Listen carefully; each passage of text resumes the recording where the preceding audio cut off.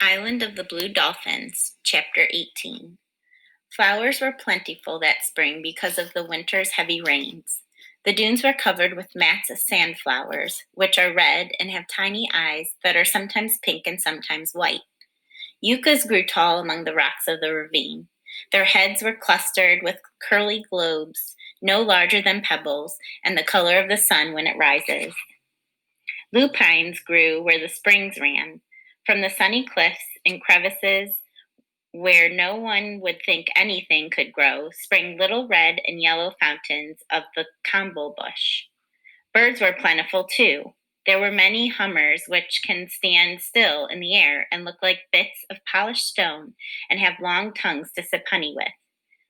There were blue jays, which were very quarrelsome birds, and black and white peckers that pecked holes in the yucca stalks and the poles of my roof, even in the whalebones of the fence.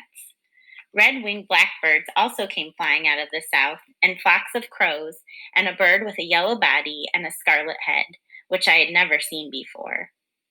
A pair of these birds made a nest in a stunted tree near my house. It was made from strings of the yucca bush and had a small opening at the top and hung down like a pouch. The mother laid 2 speckled eggs, which she and her mate took turns sitting on. After the eggs hatched, I put shreds of abalone under the tree, and these she fed her young.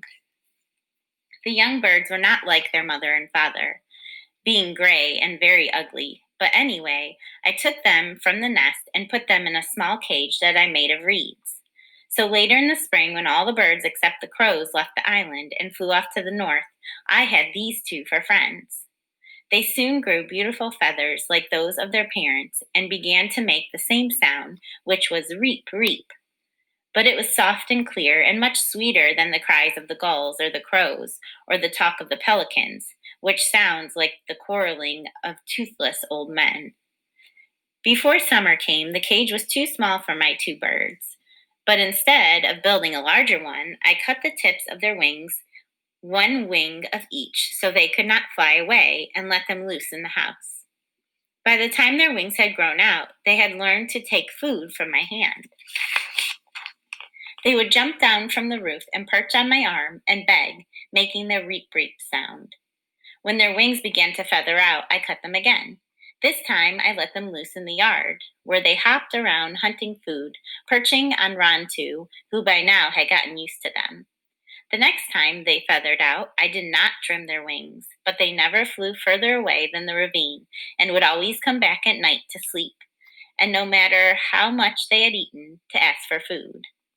One, because he was larger, I called Tainor.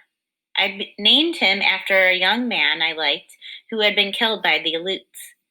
The other was called Lurai, which was a name I wished I had been called instead of Karana. During the time that I was taming the birds, I made another skirt. This one I also made of yucca fibers softened in the water and braided into twine. I made it just like the others, with folds running lengthwise. It was open on both sides and hung to my knees. The belt I made of sealskin, which could be tied in a knot. I also made a pair of sandals from sealskin for walking over the dunes when the sun was hot, or just to be dressed up when I wore my new skirt of yucca twine. Often I would put on the skirt and the sandals and walk along the cliff with Rontu. Sometimes I made a wreath of flowers and fastened it in my hair. After the Aleuts had killed our men at Coral Cove, all the women of our tribe had singed their hair short as a sign of mourning. I had singed mine too, with a fagot, but now it had grown long again and came to my waist. I parted it and let it fall down my back, except when I wore a wreath.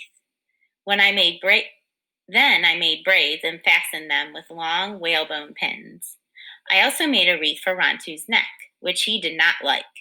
Together we would walk along the cliff, looking at the sea and through the white men's ship, and though the white men's ship did not return that spring, it was a happy time. The air smelled of flowers and birds sang everywhere.